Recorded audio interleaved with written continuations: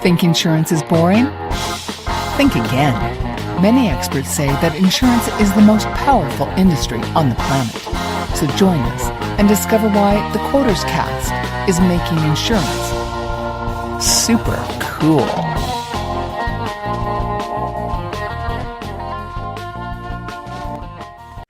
Let me do a little intro for you, Allan. You can see how well I did, and see if I got anything wrong, and we'll go from there. So, yeah, perfect. All right.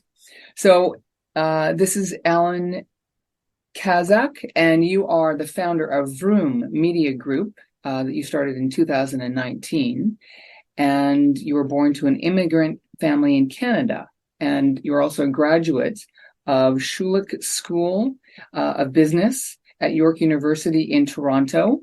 You've been interviewed all over the place, Allan. Super impressive. Yahoo Finance and Thrive Global. So in just a few short years, you have really made an impact. So tell me more about that and about your journey. Yeah, I mean, like how far back should I go? All the way to high school? I know. No, let's see. Let's start. You've got something interesting on your website. You started this because you were helping your uncle, and maybe you can start there and how you worked your way into helping licensed insurance agents market and sell annuities, because that's really like it's hyper niche, and that's what you do. And I think it's fascinating because you're helping a lot of people. I'm a licensed agent, so I know how difficult this is. And I'd like to use your service. So please, tell us how you got into on this path. Yeah, so I started initially in my career in public accounting. I got my license CPA. Basically, I come from an Eastern European family, and they always wanted me to, be a professional. They really believed in education. So I wanted to. So in college, I wanted I thought I wanted to be one of these professional jobs, like an accountant or a lawyer. Actually, those were the two career paths I was considering. And my father's actually an accountant. So when I graduated from college, I worked really hard in college. I got good grades. I spent a lot of time networking, and I was very fortunate. I got a job at like one of the biggest accounting firms in the world. And fairly early on, I realized I didn't like the corporate world. Mm-hmm. It wasn't where I saw myself long term. I mean, I worked with great people, but I knew I was not going to be there very long, and then after a couple of years I moved on, and I actually joined like a local startup, and they basically sold tutoring services for kids in math, English, science, those type of topics. And as I joined that company, I realized that if we wanted to grow, we really had to grow online, and that was the name of the game, right? And this was over 5 years ago, and that was kind of my MBA or a boot camp in online advertising. So I kind of, when I joined that business, I took as much time as possible to absorb as much information as possible. And then as we started testing new advertising channels, we started kind of dialing in and allocating more of our ad budget. And the business owner was reinvesting really heavily back into the business, and that allowed us to grow, right? Because once we knew our numbers, how much it cost us to acquire a customer, how many customers we were able to acquire, we were just doubling down on that, and the business grew really rapidly. So that really became like my MBA in online advertising, right? And then one thing led to another. After that experience, I did some freelance consulting work. My uncle works in the insurance business, did some consulting work for him. Then I picked up more clients in the insurance industry, and one thing led to another, and I kind of I got an annuity client. I saw how well they were doing. It really opened my eyes, and then I really realized that you really have to niche down, because the person in this world who tries to be the master of everything is really the master in nothing, right? So for me, I realized I had to absolutely niche down, really niche down on annuities, and then we started bringing on more and more clients, and that was kind of the start, really, of my journey, right? I mean, I hope that makes a lot of sense. Yeah, that's excellent. And I love that you gave us sort of a lead up, and so that people can see the step by step and the progression that you made, and it all sort of makes sense. And what I wanted to ask you, I remember many years ago, at least 20 or 30 years ago, I was briefly part of a company that really was pushing buy term insurance and invest the difference in mutual funds. And Okay. that's been the mantra for a while, right? And I do Yeah. remember them saying that annuities were not a good investment. And even to this day, that philosophy seems to have penetrated pretty deeply in the financial industry. So I'm curious how you handle that. Yeah, that's an amazing question. And I talk about this a lot with current clients, even prospects, right? Unfortunately, annuities get a really bad reputation. There is a lot of negative publicity, right? Yep. There's other finance celebrities like Dave Ramsey who tends to trash talk annuities. Yep. There's also companies like Fisher Investments. They also trash talk annuities. The reality is the annuity products of 20 years ago are not the products of today, right? It's like a the cars of 20 years ago are not the cars of today. Now we have electric cars. We have they're working on self-driving cars. Everything changes, right? And Right. as the market becomes more sophisticated, the products have to become more sophisticated in every single industry to keep up with the trends, right? There's a lot more fixed index annuity products that are available. Most of the marketing we do is actually for fixed index annuity products, right? I think a lot of times the variable annuities of the I don't want to say old days, but of 20, 30 years ago, of the past, right? That's the Mhm. better way of putting it. Right. Are no longer the products of today. And I think when it comes to marketing in particular, a lot of people are brainwashed by the media, right? They read articles, they Google annuities, they get a really bad reputation. It's naturally gonna happen, but it's very important for anyone, whether they're actually talking to a potential client as an agent or they're already exploring, right? Like marketing. It's important to actually educate people on how the Yeah. annuity products of today are very different than those of the past, because that's going to help agents become a lot more successful, not just in providing value to their clients, but also in earning people's business. Because when you give people a lot of value, they naturally trust you a lot more and want to work with you. Yeah, that's an excellent point. And for those people, like a lot of insurance products, as well as annuities, are fairly complex. And so, for people who are not familiar with it, or perhaps newer agents, can you explain the difference between what would be a so-called old annuity from 20 or 30 years ago, and how it's structured nowadays? Yeah, I mean, the simple answer is the fixed indexed annuities, right?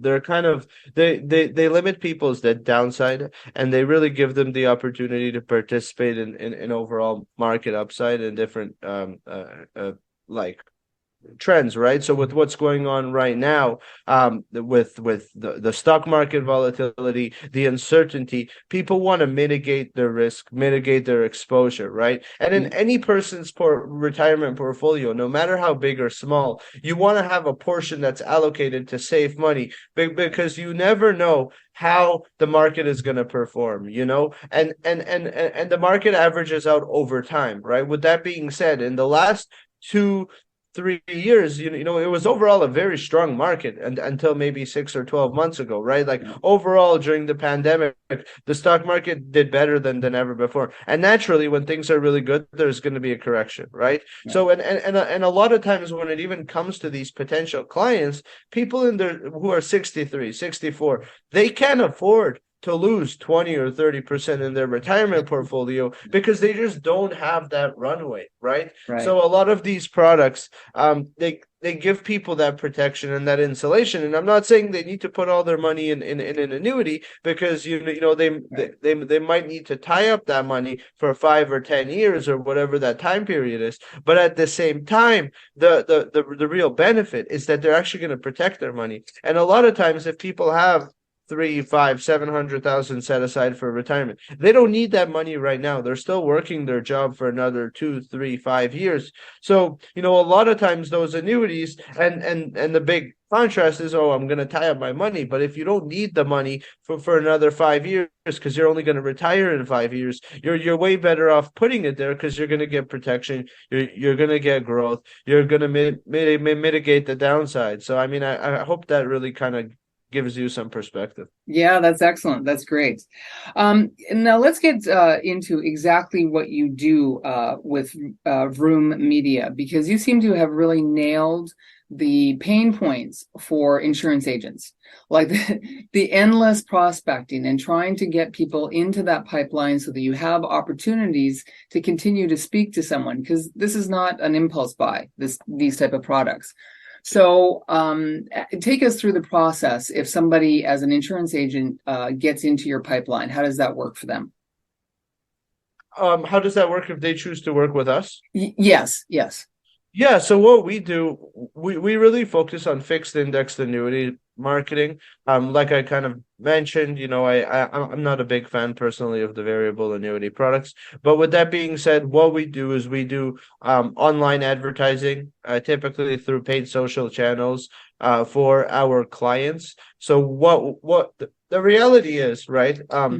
Every agent needs more leads, they need more appointments, they need more conversations, right? Because at the end of the day, it's just a numbers game, right? And some people may not want to look at it that way, but in any type of sales role, like it is in insurance, it's really important to have a full pipeline. Not only is it good for you mentally, it's good for you emotionally and financially. Because if you have one person in your pipeline and that person doesn't do business with you, you're going to be a lot more desperate. And energy is very contagious, right? So what I'm a firm believer in, you need to build up a pipeline where you're getting clients from as many channels as possible, right? And a lot of agents actually struggle with the online side, right? A lot of times I talk to agents, they're doing dinner workshops, they're doing radio shows, they've been published in a book, they've been published online in different publications, and these are all great channels. And all marketing is every marketing channel works in conjunction. So what we really do is our niche is more online based, right? So what we do,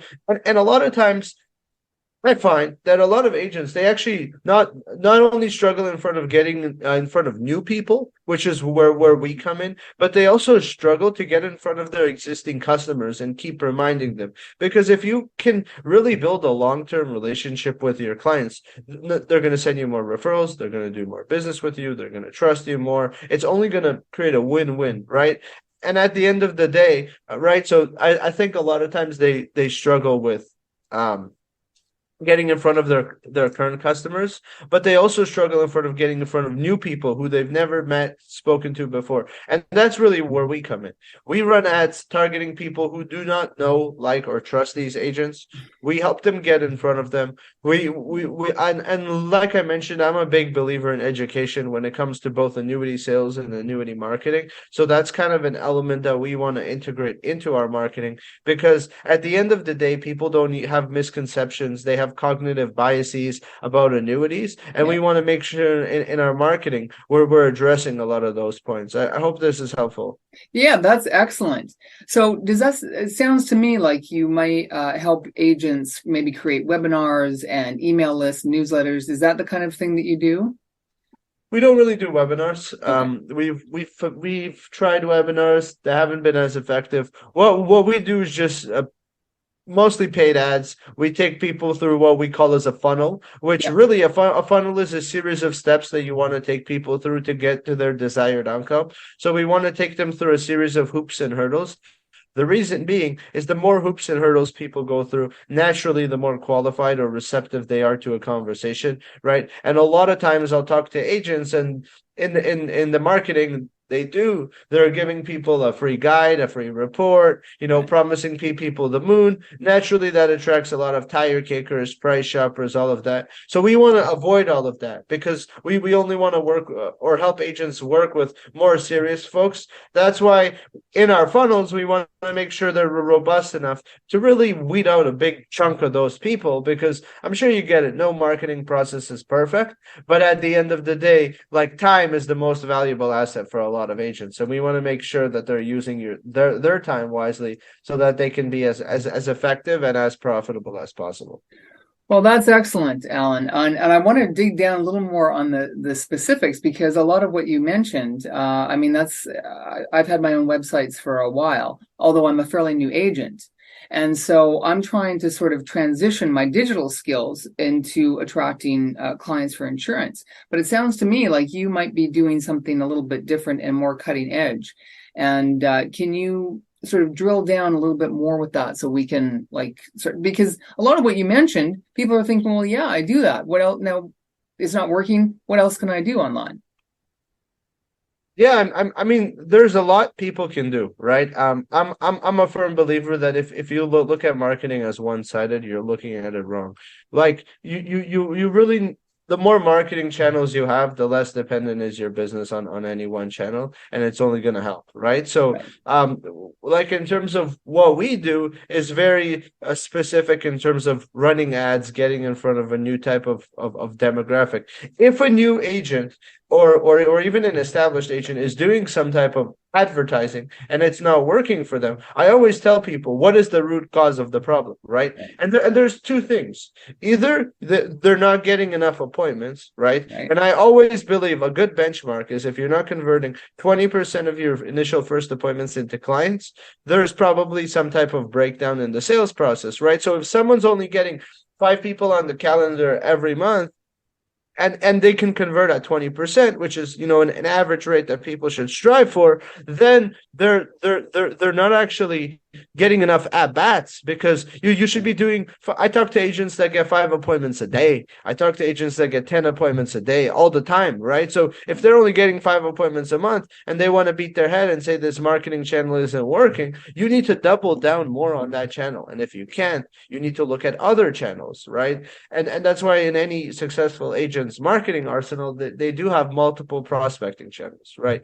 Now, with that being said, right, the other challenge that agents have is maybe they're getting 50 appointments a month, right? Which is a big sample size. It's awesome, right? Mm-hmm. Yeah.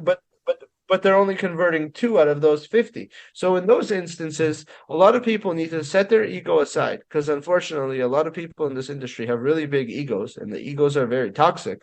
They need to set their ego aside and debug their sales process, whether that's seeking help from an external third party. But like at that point, getting another 50 appointments to make 4 sales is not worth it, because they're not even if they were converting their current people at 10%, they would already be getting 5 new clients a month, right? And I also believe on top of that, a lot of people have very short-sighted time horizons, right? Plenty of our clients are maybe getting someone in for an annuity, or maybe getting them in for other products like IULs, term insurance, Yeah. building that trust, because I'm a firm believer that the more people buy from you because they know you, they like you, and they trust you. And when it comes to annuities, they're higher ticket items. Naturally, the skepticism is going to be high. And this is just across the board, right? Whether you like it or not, unless you've been featured on a number of radio shows and you have credentials that 99.9% of agents do not yet have.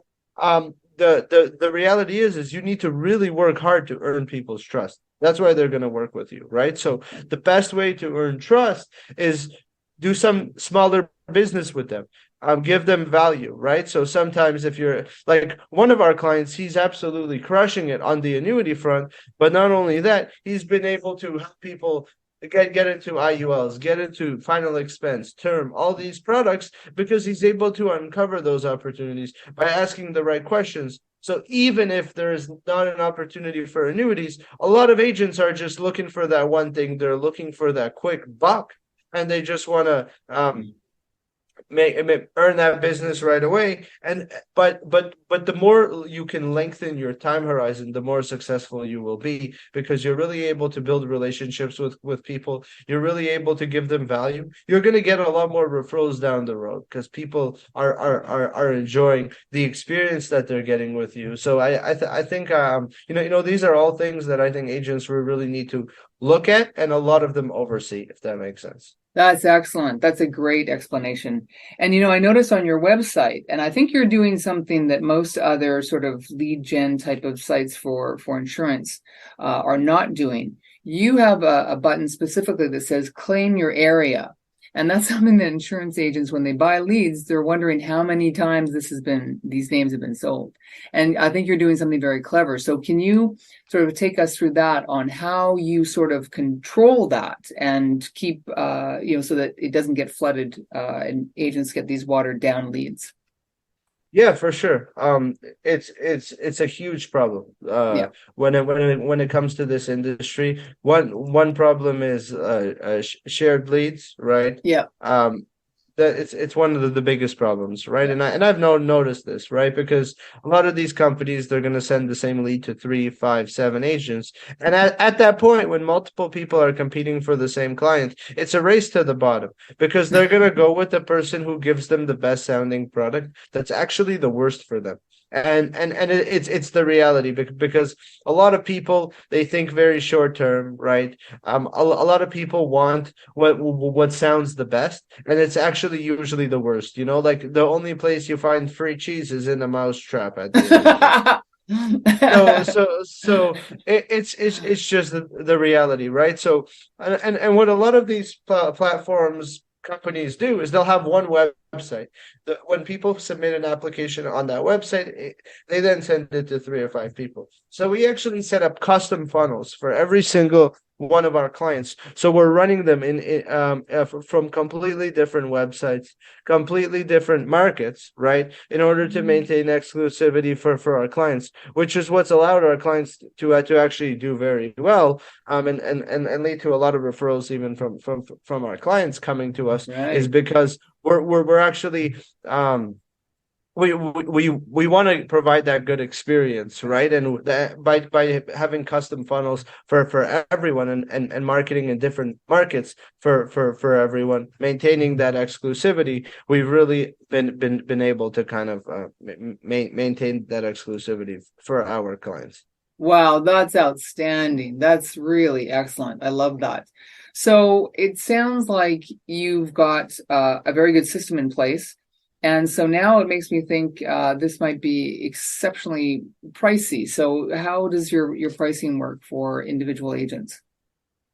Yeah, we typically work with only established agents. Sometimes, occasionally, we'll bring on a newer agent, Okay. but most of our clients understand. I mean, annuities pay very handsomely, right? Yep. Our average clients are writing cases in the 1 to 500,000 range, and the typical comp, I'm sure you know, is usually 5 to 8%, right? I Yep. always look at my marketing as an investment, never an expense, and that's what every intelligent business owner does as well, right? So, Right. in terms of our pricing, we don't have plans where someone can only get like 2 or 3 or 5 leads a month. We want to work with people that are very serious about spearheading their growth, that are already consistently writing, whether it's 2, 5, 10 million in annuity business a year, right? So Right. they've already got their sales processes dialed in. In terms of pricing, we have different tiers, right? Our pricing starts anywhere from 3,500 a month, and it can go up all the way to over 10 grand a month. Just depends on the type of volume. We do tend to see a fairly large percentage of our clients actually want to upgrade their plans. Like just yesterday, I got reached out by a fairly new client already wanting to upgrade his tier.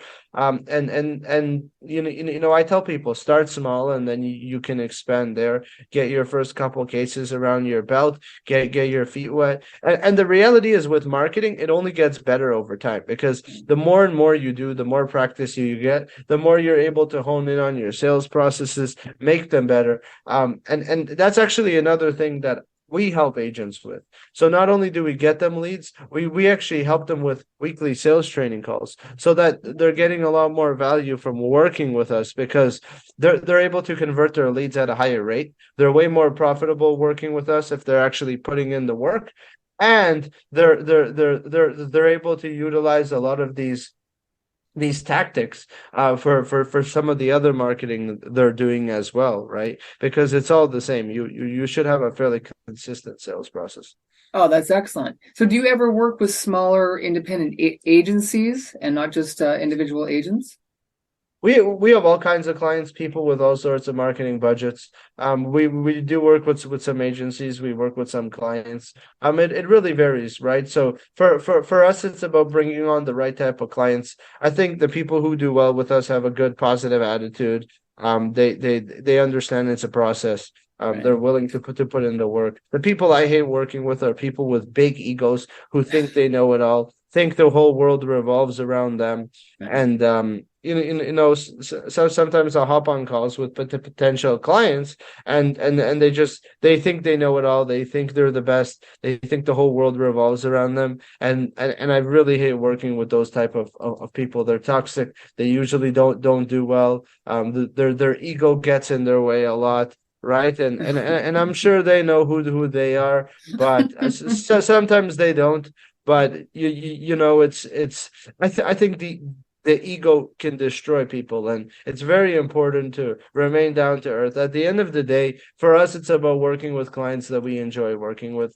But for myself as well as my team, and we're pretty stern in terms of not wanting to work with people who are assholes, who think that they're the best and they're not. And some people come to me and they're like, "Oh, I'm the best closer since sliced bread," and then would work with them, and then these people were the ones that were actually struggling the most. Hmm. And so it's funny, but it's just the reality. I don't hold back. I tell people everything as it is. So yeah. Well, yeah, that's interesting. So it makes me think, how does a call like that end when you realize you're dealing with somebody with a big ego? How does it go from there when you want to say, I don't think so? How does that look for Alan? Yeah, I mean, I make it clear to them. I'm like, I tell them, I'm like, look, I don't think we should be working together. You're you're Okay. you're you're you're you're you're not kind of seeing things in the way that we are. And it sounds like you know it all. You're already doing so well. I don't think you need more marketing. You should probably just double down on what's already working for you. And a lot of times these people, they don't even want to admit that they're not happy with what they're doing because they have this really high ego, and they can't fathom mentioning that, oh, I'm not happy with what I'm doing right now, or I'm struggling here. And it's very clear that these people just have this big insecurity that's kind of boosting their ego, if that makes sense. Yeah. Okay. Well, I only have so much time left here, Alan, but you mentioned earlier that energy is contagious and it's part of the sales process. And clearly you have a ton of energy, and I agree with you. Energy is everything. Without energy, nothing gets done. So how do you keep your energy up and going, and what does a day like with Alan look like? Yeah, I mean, I think your physical health is a reflection of your mind, of your energy. So basically, in the last year, I went through like a big transformation from a health perspective. Like I'm down over just over 50 pounds since last Oh, year. I started going to the gym. Usually in the evenings, I'll go to the gym for around an hour and a half. I think that's one thing, getting in physical activity. The next thing is your diet, which has actually really helped me lose weight, is eating right. And I know this is not a conversation about diet, and I'm by no means a health expert. I just know a lot of times when you eat foods like carbs, foods with a lot of sauces, foods with a lot of sugar, they make you feel drowsy, tired, give you bad energy. So I think it's very, very important to have a really clean diet, eat good food, healthy food, a lot of protein, those type of things, because they really help. Like I said, a healthy mind, a healthy body is going to lead to a healthy person. So these are very important things. excellent. Okay. And just one last question. Where do you go to get your information to stay on the cutting edge of all of this? A lot of things. I'm part of masterminds. I spend a lot of money going to different events, meeting different people, investing in different courses, education programs. Like I've probably in the last 2 years spent close to maybe 60 grand on different types of education, learning, masterminds. So there's a lot of things, right? And I actually think a lot of agents, they're scared to invest into growth, but that's actually how you grow. That's how you level up, right? Right. Investing into different types of masterminds, learning different things. And at the end of the day, this is something I've realized, and it's really fascinating, is most salespeople are doing the same job for 20, 30, 40 years. So they're performing at the exact same level, right? If they can just get 1 or 2% better every single day, week, or even month, that is only going to compound, right? So I think a lot of people need to really invest into their education, invest into growth, invest into different types of masterminds to surround themselves with people who are a lot better than them. So my masterminds have tremendously helped me, masterminds, education programs, all of that. Oh, that's excellent. And just one last question. Who's your favorite? Who has given you the best tips?